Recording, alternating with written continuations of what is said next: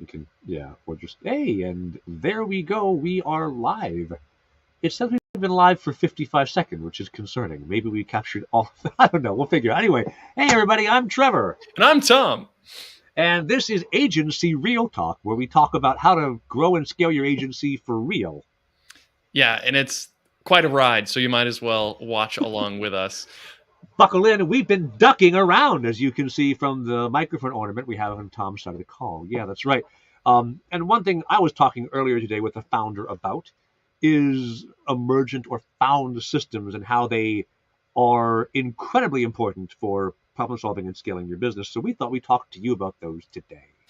Yeah, emergent systems are sort of something that emerges from your everyday work. You sort of find these types of opportunities and maybe you can turn them into a system. It's a variation of if you do it twice, write it down, but it's a little bit more powerful than that. Trevor?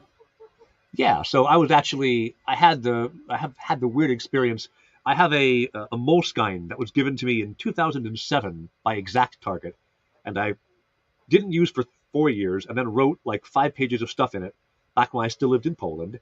I was doing freelance marketing there and a bunch of stuff, and then I closed it up and didn't use it until last week, where I now have like this ancient archive of things I thought back when I was a wee stripling young lad. And in there, among other things, I saw a flowchart diagram for a client. And you can see in that a lot of what I do right now with my $1 million marketing engines. So even way back then, it was all about Google ads because meta ads weren't as much of a thing at the time. Even way back then, thinking of how do you build a system whereby you spend some money and you learn what you should do next time was how I was thinking of marketing. And when I was 13 years ago, I was 29. I wasn't probably older than Thomas now. I wasn't thinking about this is a system. But over the years, I kept coming back to this idea and developing and polishing it and refining it to like where now this month, as I described the system, how it works and how dependable it is, I was able to close 60K in contracts this month. Yay me, right? It's my best month since October 2021. Wow. So like, yay, go me. It's about time. And already have, I think, 70K in committed, but not yet signed next month. And it's not even yet next month. So cool, right? The system is both working for me and being able to explain it persuasively closes deals way better than I did a year ago. Let's go.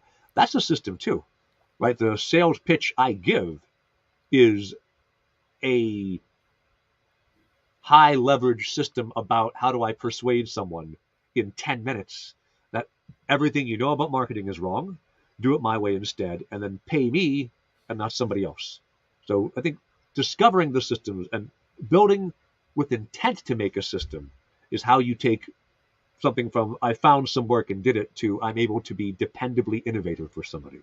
Well, you're talking about really the system of doing the work that you're getting paid to do, right? The system of actually executing these marketing campaigns and learning over time what is working and what is not, and designing that system to sort of move towards success in an emergent way, right? You don't know the path to success, but you know the pattern of a system that you can execute again and again, which will lead you in that direction, or at least towards that direction, right? Yes.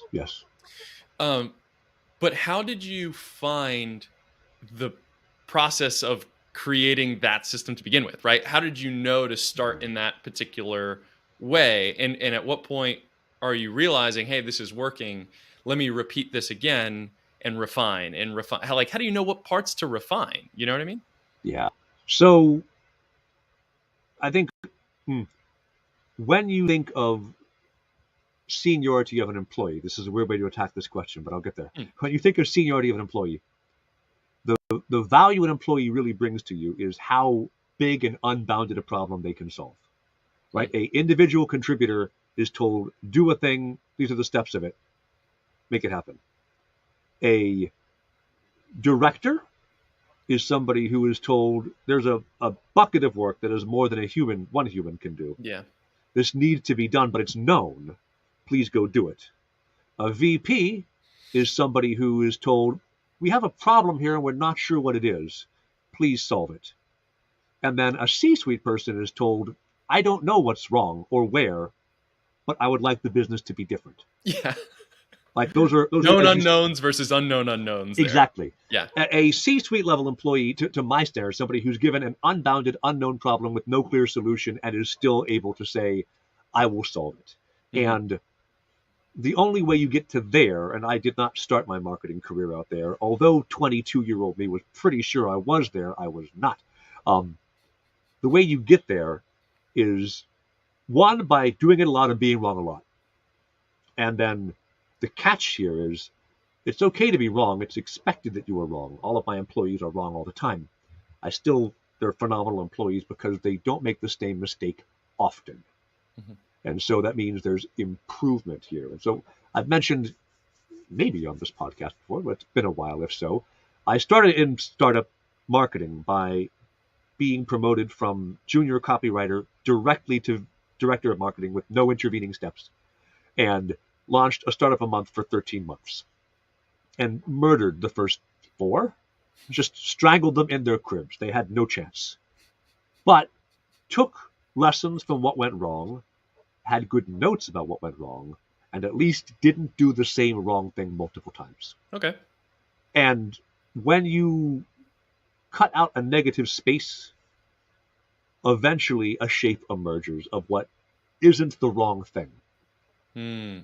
And so it's like, stumbling around a room trying to find the elephant in it by touching all the walls until you hit the elephant. And doing that enough, then you've bounded the elephant's space and you're like, great, this volume of space is elephant, the rest is not. That is how I got to be good at marketing, which is probably not the most efficient way, but it's how I happen to learn. And it's a reliable way. It's a reliable way. It's inefficient. It's like ray tracing, but for marketing. So the way you do that, when you reach the end of it, is you've built a system to find what's wrong, and then you almost take an inversion of that and you say, great, here's some stuff that's right. Mm-hmm. I think there's a function of being able to discard all the things that don't work that lets you start to say, well, what did work that was repeatable? Take good notes, write it down. Yeah. And from there, if you just build a list of SOPs, and my company now has 30 or 40 of them, right? Take a list of SOPs and you think about what do these achieve? You can reach the higher level order of what problem are they solving. And then when you have mental models in place, people who are really fast at solving problems are rarely actually good at solving new problems. Chess is a great example. Magnus Carlsen is the world's best chess player. This is not a controversial statement. He's not solving the horsey goes on which square? He knows that. He's not even solving someone did a queen's pawn gambit. What's the correct response? He's solving, I've seen every possible pattern of queen's pawn gambit, and I know if I do this, this is the most successful reply to it. Mm-hmm. But after there, where does it get interesting? Once you're 8 to 10 moves into chess, you move to where there's no theory anymore. It's all out in the realm of it's impossible to predict. But you learn the patterns of what's the optimal combination of pieces in play. Yeah. And when you're able to think at that level, he's built systems that are emergent that work, right? He's not looking at the individual problem. Likewise, when you're saying, I know this is usually successful for a business, then I can say this business has a unique few variables, but do these things, that's going to work. When you automate, right? Somebody says, I have my to-do list and I have my documents. Yeah. And I want to find an automatic way where whenever I make a to-do list, a document comes with this information in it. It's different every time, but it's also the same. Right. You will have to solve the problem again. So you build a system that you can then reliably go to, oh, you need this, I can build it, it is done. Yeah. Well, I mean, those types of systems, I think, come with experience, right? And a willingness to just kind of hit the wall a couple of times and learn from it, right? The ability to try a variety of things and sort of detach yourself from what that outcome might be. It intentionally might be negative, right? You might mess that up. Being okay with that allows you to take that negative image, that reverse image, and hopefully put together a system. I take a little bit of a different approach on it, and maybe it's connected, maybe it's not. The thing I really wanted to talk to you about today was the asymmetric opportunities. Yeah. And emergent systems can absolutely arise from those types of asymmetric opportunities. If anyone is familiar with asymmetric opportunities, you might have read a book by Nicholas Nassim Taleb, the Black Swan or Anti-Fragile, some really great readings there. But or one of my clients, Jonathan Brill, who wrote Rogue Waves, plug for my client. There we go. There you go. But the point being, asymmetric opportunities are something that you invest 1 unit of work in, and you get 1 plus X units of output, right? What are those types of things? How do you find those types of things, right? If you're pitching a client and you create a slide deck from scratch every time, well, right? Trevor's laughing about that because you don't want to do that, right? You want to create some structure that already banked your effort, and then you can reuse that effort and produce an output that is greater than the amount of effort that you're putting in the nth time that you've done it, right? So what are those systems that you can find inside of your organization? Is it customer onboarding? Is it invoicing and finance ops? Is it analytics or social media operations? Like, there's so many different things that you could incrementally invest a little bit of time and effort into. And when you need to do that activity again, when you need to present another slide deck, when you need to do a thing, the output is now greater than the sum of inputs that you've had, because you haven't invested, 10 hours to produce this one proposal every single time, right? It was 10 hours spread out over the last 9 proposals you've had, and you're able to make it a little bit better every time. And that produces, a much better output for the effort that you're putting in. So, we came across, I think, a pretty blatant asymmetric opportunity recently for an event where the event itself, it could consume a lot of time, a lot of effort to plan and find sponsors and do a whole bunch of other work related to this event. But when we zoom out and say, maybe this could actually be reusable. Maybe we could build a system that can hold, that we can, talk about no code or talk about automation and marketing at an event and package that to be able to be reused at other events. Now, all of a sudden, this pile of work that we perceived as needing to be done in the next 90 days actually could be reused in 90 days, yes, but also in 180 days and 220 days and all these other events that we didn't originally plan on. But for the units of effort that we're investing in, boy, would it be nice to get more than one bite at the apple, right? On the other side of that. Well, this is a super interesting case study for creativity flourishes under constraint, because we had an idea for this event. Yeah, we had a format. I proposed it. I put no thought into how much work it was. I just like, hey, this, and then I went. And also, I'm not the one doing all the work, so I'm happy to propose a big project. And then you kind of sensibly went, no, that's a ton of work, Trevor. I can't do it all. And so then we went to the event planner and said, this can't happen. And he went, well, what if you did a smaller version?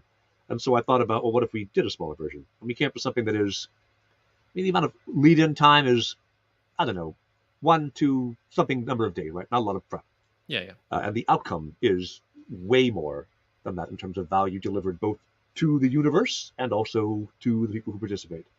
And we wouldn't have come at that asymmetrical a gradient except you went, I don't got that kind of time. Nobody got time for that, right? So creativity was forced by, what can we do that's much less work?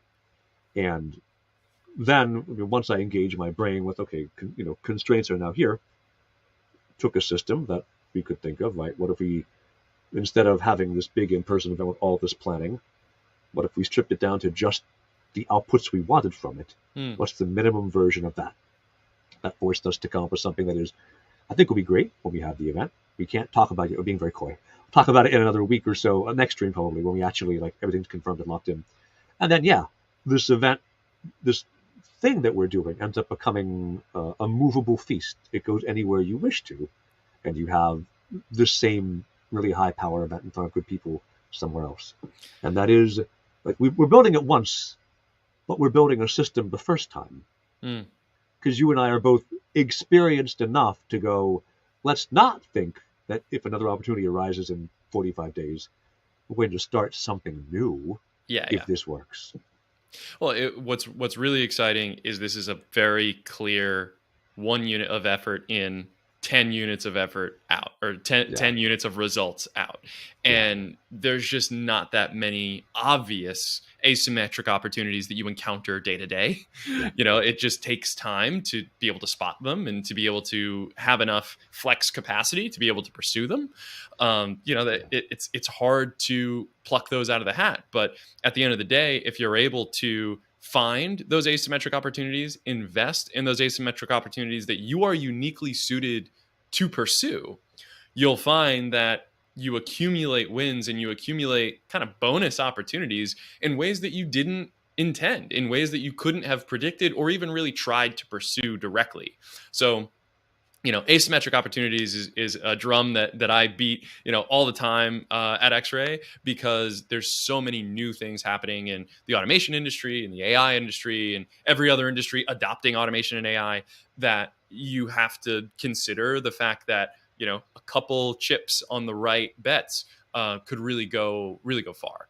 So, yeah, we're just excited about the next couple of months and next couple of weeks, because a lot of those asymmetric bets are starting to see the light of day. yeah. We're starting to cash in those chips. I think it is the harder you work, the luckier you get. But it is also not just the harder you work, the harder you work on something that has a higher upside, Mm. right? Because I can work 70 hours a week. I don't know. I mean, the first career I thought I'd have was an actor, right? And I could do a bunch of work trying out for various acting roles all over the place. And what I saw from being in a community theater where all the actors were miserable and broke and bitter about it, and I was like 17, and I was like, maybe don't do this for a living. Was, doesn't matter how hard you work, Yeah. right? Now, hey, you get into a movie, you get into a TV show, distribution increases. This is now asymmetrical. Awesome. But Yeah. most actors, they work in community theater or Broadway or whatever, and the distribution's limited. It's not a very asymmetrical chance. And so you burn out and you're bitter and you're mad because life didn't go the way you wanted it to. I got Yeah. out of acting because I wanted to do something that had, other chances. So I mean, not just hard work, right work. there's a ton of examples of asymmetric opportunities. I mean, you saw the rise of like Notion templates and people making $1 million businesses out of creating templates, right? Yeah. Like there's a ton of those types of things out there. Even the content that we're making now, right? We talk once, it gets played X amount of times at whatever point in the future. I don't need to be here anymore, right? Like That's right. there's a lot more opportunity there just for as time goes on. So, find those for your niche, find those for your business. And I think you'd be surprised at how many asymmetrical opportunities there are and how it really changes the discussion for you and your team about, do we do this or do we do that? Like, how can you objectively evaluate the upside of two opportunities that are going to cost 1 unit of effort each, right? Looking at the output as something that doesn't consume capacity or gives you exposure to an audience in a broader sense that maybe you didn't have before. Like, those are the types of things that are worth the extra unit of effort because it just pays off in the long run. Yeah. Well, awesome. And thanks, by the way. I don't know if you saw, Tom, but Najib Samsung just on chat with your channel said, hey, Oh. thanks for this, and said he wants to launch his automation agency. This is valuable for them. So that may be the first ever live stream comment I've seen go by. So It might be. Thank you're, you you're very getting much. notorious, Tom. Good for Hey, you. hey, if you keep showing up, that's half the battle. Just get on the There you field go. and start playing. Yeah. Thank you Harder very you work, much the for coming. luckier you get. Yeah. All right.